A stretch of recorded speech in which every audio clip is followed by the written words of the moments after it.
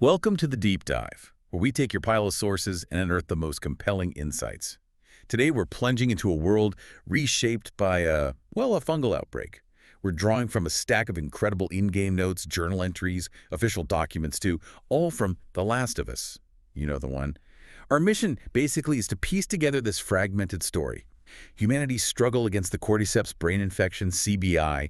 We'll explore the desperate measures people take just to survive and see what these scraps tell us about resilience, sacrifice, the human spirit. Yeah. It's a gripping tale, post-apocalyptic life told through the eyes of those who actually lived it. It's kind of a shortcut to understanding just how complex survival gets. Yeah, and what's fascinating here is how these seemingly small personal notes, they collectively paint this massive, really detailed picture. We're not just getting a story, it's more like a history lesson in a collapsed society, but seen through countless individual viewpoints. It really highlights the human cost and the ingenuity, sometimes brutal ingenuity, that comes out when everything just falls apart. Okay, let's plunge right in. The initial terrifying spread of the Cordyceps Brain Infection, CBI. What did people even know? How fast did life just completely change? Well, we've got this medical pamphlet here from the CDC, the Center for Disease Control. It gives us some pretty chilling facts. It describes CBI as basically a parasitic fungus. Traditionally, it affected insects, right? But a new species emerged, one that terrifyingly could target human hosts. How did it spread? Spores or bodily fluids, usually bites, And the incubation is just terrifyingly rapid, 1 to 2 days. That leads directly to stage 1 CBI, erratic, violent behavior. And then the fungus pushes growth through their tissue, releases airborne spores. It just keeps the cycle going. And treatment. A vaccine. The pamphlet is stark. No vaccine, no known treatment, and you can diagnose it quickly. Blood test, microscopic ear test. The immediate takeaway is just that society was completely unprepared, just blindsided by something this fast, this aggressive. And this medical dread, you can see how it just seeped into everyday life. We have this boy's diary here. It's heartbreaking. This isn't stats. It's a kid's world dissolving. October 4th, school's closed, no homework. Sounds great at first. Yeah, almost normal in a weird way. But October 5th, mom wants to leave. Dad says, no, it's safe here. Then the 6th, dad's yelling at the news, calling it bullshit. You can just feel the denial, the fear underneath. Trying to hold it together. Exactly. By October 10th, Aunt Karen is dead. No. And then the 16th, his pet, Gadget, beloved pet, he has to release it at the edge of town because no pets are allowed where they're going. Oh, that's rough. That shift, normal life to absolute devastation in less than 2 weeks. Yeah. It's agonizing. Shows how fast that denial just crumbles into pure desperation. And this rapid collapse, it's kind of reinforced by the military's perspective, right? Yeah. They have their own pamphlet, the military pamphlet. It details these 4 brutal stages of the infected. First, runners, stage 1. Fast, they swarm you. Then, stalkers, stage 2. They hide, they ambush. Shows a terrifying kind of evolution in their tactics. Smarter, almost. In a way, yeah. Then clickers, stage 3. Totally blind, but their hearing is acute. They use echolocation, incredibly lethal. Lickers, yeah. Terrifying. And the pamphlet even hints at a stage 4, doesn't really describe it, which just adds to the dread. It's not just symptoms progressing. It's like humanity is transforming into this relentless, almost intelligent predator, swift and brutal. So the world's reeling. Governments, militaries, what do? With society crumbling, this new authority emerges. Yeah. FEDRA, Federal Disaster Response Agency. They set up quarantine zones, QZs. Yeah. But these weren't like safe havens, were they? More like highly controlled, often brutal places built on fear. Absolutely. And the applicant checklist for getting into a QZ, it shows just how absolute that control was. Mandatory document checks, okay? Infection scans if you test positive. Immediate quarantine using all necessary force. Wow. Yeah, and they're even told to separate families calmly, if possible, during this. Decontamination, physical exams for workability. Workability. So they're checking if you're useful. Basically, yeah. Stringent security screening. You get 1 suitcase, that's it. 1 suitcase for your whole life. Right. They incinerate potential contaminants, immediately dispose of contraband, weapons, drugs, and that rule, no animals are allowed. Just like the boy's diary mentioned. Gadget. Exactly. It shows how quickly freedom, individual rights, they just get traded for this idea of collective security when society breaks down. And life inside wasn't easy either, right? Got this drafting notice here, Boston QZ. It says able-bodied civilians are hereby issued work orders. Yeah. Maintaining the QZ, defense, whatever. And if you don't report? Ration restriction and possible loss of zone residency. Chilling. You weren't safe just by getting in. You were a cog in their machine. Your Mhm. survival depended on compliance. And this local authoritarian control, it wasn't just internal management. It was a symptom of something bigger, this terrifying abandonment. There's a newspaper clipping by Lev Benioff. Some survivor scrawled on it, WTF, no one's coming. Oh, wow. Yeah. And the article says the U.S. military recalled all of their search efforts. The WHO estimated 60% of the world's population, either dead or infected. 60%. It signals a complete collapse of traditional government. Everything shifts to this very localized, often authoritarian rule.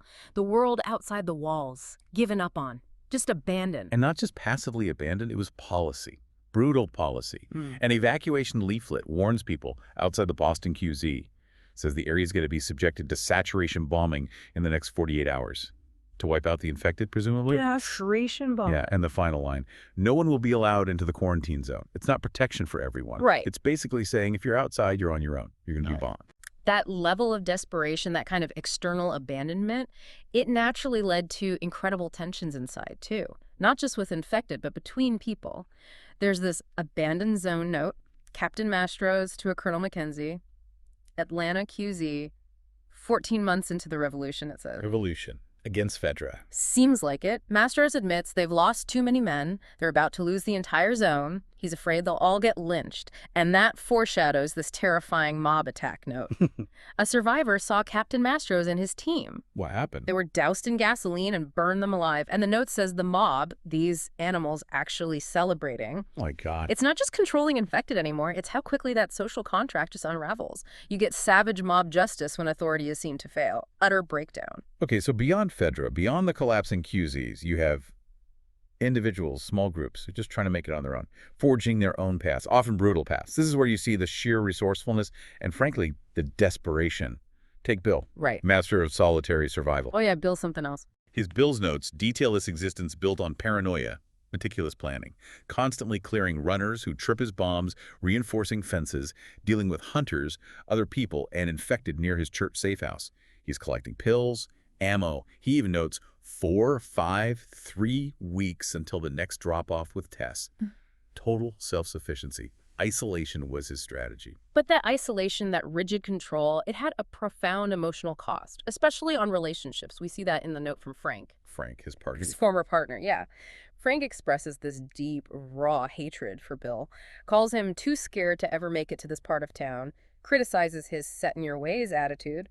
Frank admits he took Bill's battery. He knows leaving town will kill me, but he says it's still better than spending another day with you. Wow. That's harsh. It really shows how close bonds can just corrode into bitterness. When trust is a luxury and, personal quirks become these massive burdens. But not everyone chose that solitary path. Ish's story, it shows this desperate human need for community, even when it seems impossible. His boat note marks the end of his time at sea, forced back to land. He wonders, kind of darkly humorous, what could possibly go wrong, right? You can feel the desperation. Yeah, that dark humor speaks volumes. And his sewers note explains his initial plan. Become a sewer mole man. Safety, a maze-like defense down there. But isolation, it's just not sustainable for most people, right? His trading note reveals he traded with a family, and despite his fears, what they might be like, he decides to seek them out, to ask them to join me in here. That need for connection. Exactly. Even in total anarchy, that pull towards belonging, it's so strong. Sometimes it overrides pure self-preservation. And it leads to this community. Beautiful, but tragically short-lived. A rain catcher note shows Ish giving water guns to the kids. A glimpse of normal life, innocence, trying to bloom in the chaos. Trying to find some normalcy. Yeah. And Kyle's looting note confirms he joined Ish. Describes Ish as trustworthy because he had kids. Says the hideout was secure and, more importantly, hidden. There's even a kid's drawing. Depicts Danny, Ish, our protectors. They built this fragile bubble of hope. Which makes the fall even more heartbreaking. Ish's survivor's note, he just laments one open door, that's all it took. Oh, no. A horde got in. Susan lost her children. Ish is struggling with despair but forces himself, stay strong, for her. And Kyle's cornered note is his last message. Trapped, infected, pounding the door. He writes, if it comes down to it, I'll make it quick. It's awful. This rapid rise and fall of communities, built on fragile trust, destroyed by one mistake. It's a recurring theme, isn't it? Just underscores the razor's edge they were living on. Even the military folks, trained for crisis, hardened. They faced impossible choices that just shattered them. Captain Regin Francis, her notes with Private Eugene Ellis. Right, that whole sequence is brutal. The Salon note. Their Black Hawk crashes. Chief Warrant Officer Larry Caulfield gets bitten. Francis has to execute the infection protocol. Kills him so he won't turn. Following orders, but at what cost? Then later, the Atrium note. Ellis gets bitten. And Francis does the opposite of protocol this time. Exactly. She broke protocol, amputates his arm to try and save him, even fights him when he tries to commit suicide. Her Atrium recorder, it captures her struggle. She said she couldn't leave him because this unit is a family. Loyalty versus protocol. But then the generator note shows her regret, her fear. Haunted by killing Larry. She's even thinking about abandoning Ellis. The moral burden is just crushing her. It's eroding her humanity. It shows the impossible positions people were forced into. And the tragic end. Ellis's duct recorder. He's describing being freezing, delirious maybe. He thinks Francis is going to kill him. Paranoia setting in. He hits her, runs. His amputated stump rips open. And he confesses. Maybe delusionally, maybe not. I shot her. I ran away. Then he bleeds to death. Can't tie the knot on his wound with just one arm. It's just this brutal example of survival's cost, how trying to save someone can lead to this spiral of trauma, delusion, self-destruction. Just devastating. So against this backdrop, fragmented survival, brutal desperation, there's one faction that stands out. The Fireflies, this revolutionary militia, dedicated to finding a cure, restoring government. What was their journey? What sacrifices did they face? The Firefly's recorder is really key here. It's a dying firefly reflecting, says they dedicated my life to this cause, to save humanity. Describes years of despair, no breakthrough since the passive vaccine test we ran 5 years ago. 5 years of nothing. Wow. The lab's compromised, the higher-ups have abandoned the university, they're retreating to St. Mary's Hospital in Salt Lake City. A last stand basically shows the sheer scale of their struggle, how long, how often they failed, makes any potential discovery even bigger. And this brings us right to the core of their mission. The stakes couldn't be higher. They were looking for something or someone specific, unique. The Firefly map, the Firefly orders, they explicitly mention the girl, 5'3", 14 years old, red hair. Her safety is of the utmost importance. They found her, their potential key, their messiah almost. And this girl, of course, is Ellie. Marlene's journal documents this journey to Utah. Relief when her crew's morale is okay, but then heartbreak. Ellie never made it to the hospital initially. She feels like an incompetent grunt. Guilty for handing Ellie off to a couple of smugglers, Joel and Tess, because her own people were being hunted. But then a scout radios in, spots an older man and a young girl entering the tunnel by the bus terminal with red hair. The entry ends just shaking with hope. She's alive. They're running the tests on her now. It's this mix of personal guilt, overwhelming relief, desperate hope. And then the potential breakthrough. The science, the surgeon's recorder, reveals Ellie's immunity is like nothing I've ever seen. Yeah, this is the crux of it. Her cordyceps titers are high, the fungus is in her system, Wow. but her white blood cells are normal. And critically, the MRI shows no evidence of fungal growth in the limbic regions, the parts of the brain that usually go haywire. So she's infected but not changed by it. Exactly. They believe this is a milestone in human history, equal to the discovery of penicillin. It's not just hope anymore, it's tangible. Salvation feels possible. But that discovery came with this agonizing, impossible cost. The ultimate ethical dilemma. Marlene's recorder 1 confirms her decision. It's agonizing. There's no way to extricate the parasite without eliminating the host. Meaning, we gotta kill the fucking kid. Her words. Jesus. Her second recording, Marlene's recorder 2, it's this desperate apology to Anna, Ellie's mother. Marlene reassures Anna she looked after her, but now, here's a chance to save us. All of us. She won't kill the smuggler, Joel. Hopes he can forgive me. You feel her internal conflict. Billions of lives versus one child. Utilitarianism stripped bare. No easy answer. And layering onto that, Anna's note from Mom to Ellie. Written right after Ellie was born. It's so poignant. Anna tells newborn Ellie, I'm not a big fan of kids and I hate babies, and yet I'm staring at you and I'm just awestruck. Pure love. She entrusts Marlene with Ellie's care, tells Ellie, life is worth living. Find your purpose and fight for it. A mother's last wish. Unaware, completely unaware of the choice her daughter would represent. A choice that betrays every maternal instinct. Her life or humanity's salvation. So what does this all mean?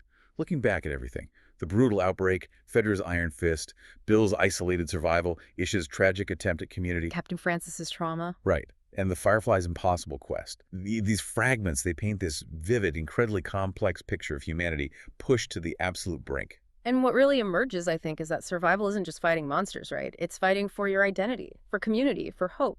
It's Yeah. about defining what humanity even means when all the old rules are just gone. The lines blur. Completely. Between right and wrong.